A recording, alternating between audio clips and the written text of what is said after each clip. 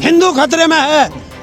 27 रुपये litre diesel petrol खरीद रहा है मुस्लिमों से, और उन्हीं हिंदुओं को जो खतरे में है 100 रुपये लीटर बेच रहा है। ये हिंदू का विकास कर रहा है कि 70 साल में क्या हुआ देश में, 70 साल में क्या किया पुरानी सरकारों ने। तो मैं आपसे सबसे कहना चाहता हूँ, मत बताना, क्योंकि ये पूछ रहा है कि और कौन सी संपत्ति बची है, उसे भी बेच दूँ। तो आपको लगता है कि ये जो लाखों लोग सड़क पे हैं ये वापस चले जाएंगे? नहीं जाएंगे।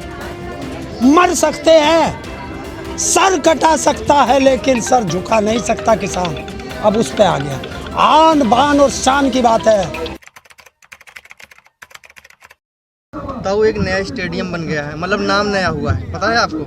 हाँ पता। सरदार वल्लभ भाई पटेल, जिनकी वो कसमें खाते थे, जिनकी सबसे ऊंची प्रतिमा बनाई है कि विश्व में वैसी प्रतिमा नहीं है। आज कल उनके नाम को मिट्टी में मिला दिया है, उनका नाम बदल कर जिनके नाम पर अपना नाम रख दिया। क्या कहना है? देखिए, ये देश के वो प्रधानमंत्री साबित हुए हैं जो हिटलर था, क्योंकि हिटलर ने भी अपने जीते जी अपने नाम से प्रतिमा बनाई, जगहों के नाम रखे। ऐसा ही इसने किया है।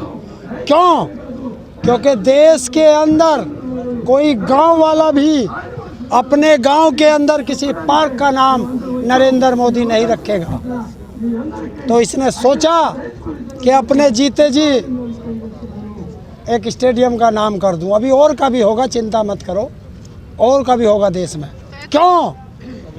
कि जो देश में था वो बेच चुका, जो कुछ सरकारी संपत्ति बची है वो अपने नाम कर लूं। और बाकी एक चीज़ और का ध्यान रखना कि सरकार पूछती बहुत है कि 70 साल में क्या हुआ देश में, 70 साल में क्या किया पुरानी सरकारों ने। तो मैं आपसे सबसे कहना चाहता हूँ, मत बताना, क्योंकि ये पूछ रहा है कि और कौन सी संपत्ति बची है, उसे भी बेच दूँ।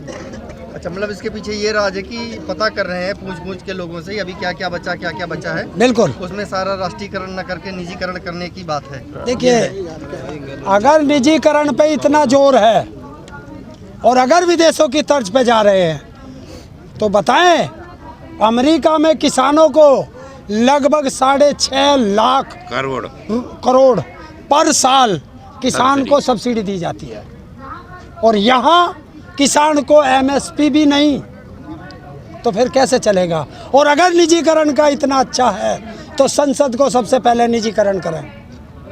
40 लाख ट्रैक्टर लेकर जा रहे संसद पर, 4 लाख लेकर गए, ठंडक नहीं पड़ी क्या? ना, अब का 40 लाख लेके जाएंगे संसद में, और वहीं खेत बनाएंगे, क्योंकि वहाँ इंडिया गेट पे बहुत पार्क पड़े हैं। अपने खेत तो जला रहे हैं, पैदावार ज्यादा होगी ना। वो किसी के बाप के थोड़ा ही हैं, वो भी तो हमारे ही हैं। क्यों खेत नष्ट कर रहे हो? नहीं, वो गलती से किसी ने कर दिया है, उनको समझाया गया है कि ऐसा ना करें। अच्छा, इसका फायदा उठा के किसी ने आग भड़काने की कोशिश की तो फायदा उठाया जा सकता है ना। काहे का? आप जाएंगे वहाँ पर, मीडिया फायदा उठा सकती है और दूसरे लोग भी फायदा उठा सकते हैं। जो इसका यूज करे, नुकसान हो, जिससे आंदोलन को नुकसान हो, जो आंदोलन को नुकसान पहुंचाएगा वो बीजेपी और RSS का होगा। इतिहास खुद को दोहराए कभी 26 जनवरी वाला। फिर 26 जनवरी हमारा कोई इतिहास नहीं था, हमारी बहुत अच्छी परेड निकली, पर क्या करें, तुम जैसे नहीं दिखाते तो मेरी क्या गलती।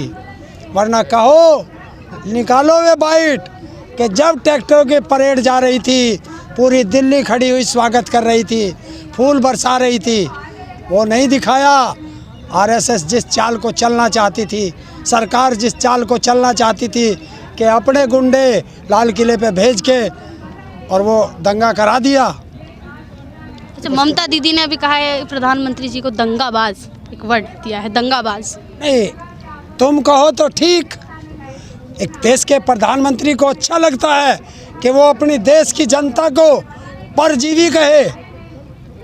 परजीवी शब्द का अर्थ पहले दिन मैंने सोचा था मांग के खाने वाले का होगा, लेकिन फिर किसी आप जैसे ने बताया कि परजीवी का मतलब होता है खून पीने वाला। तो खून किसने पिया? खून पिया गोधरा में हिंदू और मुसलमान का, जब ये मुख्यमंत्री था नरेंद्र मोदी ने।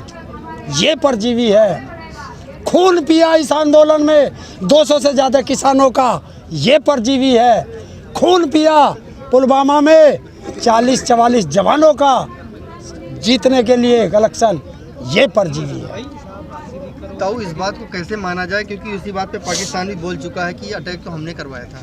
है? पाकिस्तान ने इस पे बोला, सफाई मतलब अपने पुलवामा संसद में अटैक बोला पे? है कि पुलवामा का अटैक तो हमने करवाया, तो भी कैसे नरेंद्र मोदी नरेंद्र जिम्मेदार? मोदी का नाम कैसे? मैं इसलिए कहता हूँ कि आप 50 ग्राम नारकोटिक्स लेके चलिए, सारी सरकार कुत्ते की तरह पूछ सूंघ करके तुम्हें पकड़ लेगी।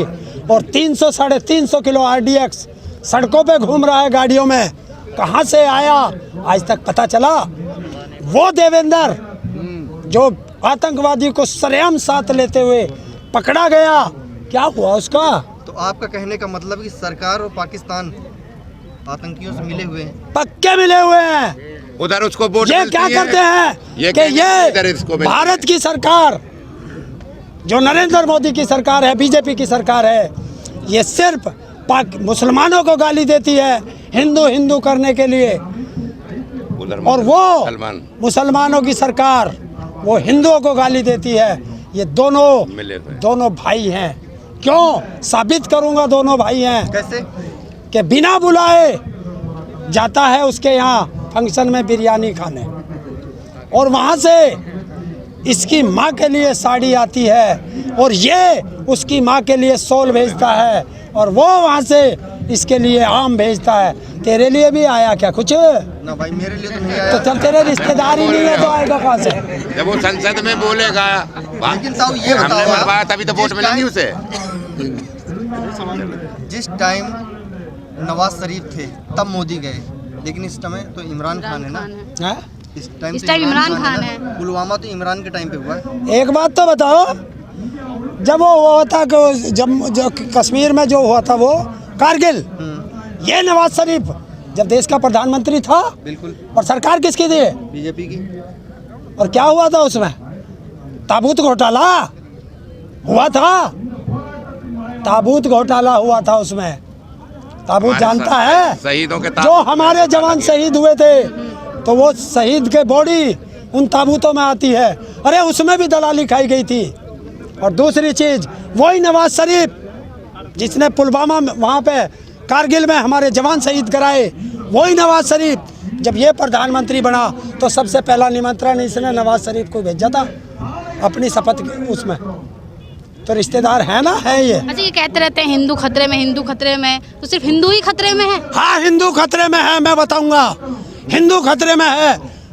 27 रुपये लीटर डीजल पेट्रोल खरीद रहा है मुस्लिमों से, और उन्हीं हिंदुओं को जो खतरे में है 100 रुपये लीटर बेच रहा है। ये हिंदू का विकास कर रहा है।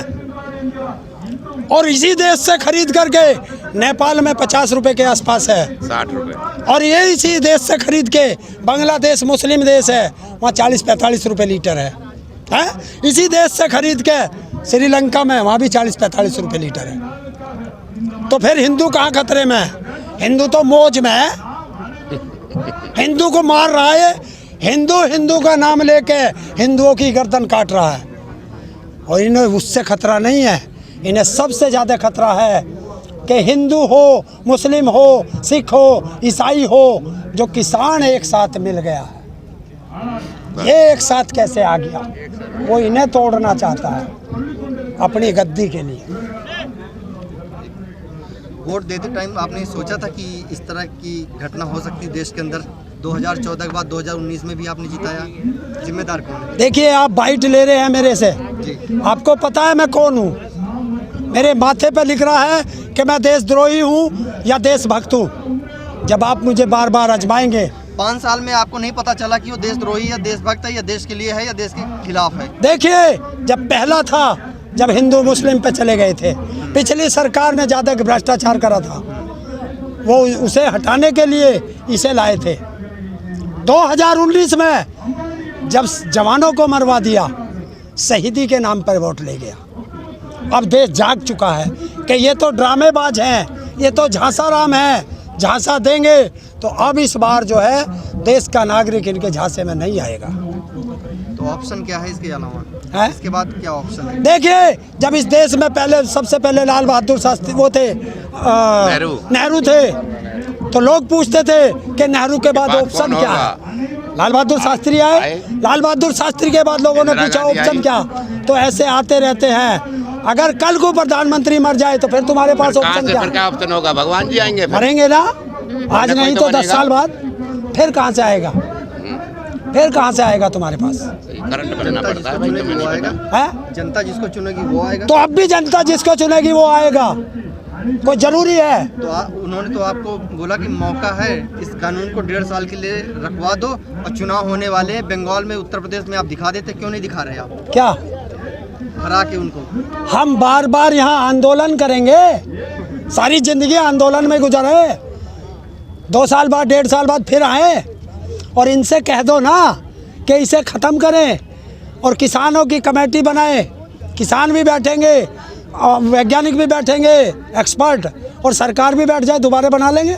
आपको लगता है कि इतने लोग, लाखों लोग सड़क पे हैं 3 महीने से, आपकी नहीं सुन रहे तो पत्रकारों की सुनेंगे? आपको लगता है? तो आपको लगता है कि ये जो लाखों लोग सड़क पे हैं ये वापस चले जाएंगे? नहीं जाएंगे। मर सकते हैं, सर कटा सकता है लेकिन सर झुका नहीं सकता किसान। अब उस पे आ गया, आन बान और शान की बात है, नहीं जाएगा वापस। सुरेश चंद्र को जी। इससे क्या हल मिलेगा? है? इससे हल क्या मिलेगा सरकार? और हमारे पास ऑप्शन क्या है? हमारे पास शांतिपूर्वक आंदोलन करने का एक यही रास्ता है। चलिए, बहुत बहुत शुक्रिया हमसे बात करने के लिए। धन्यवाद।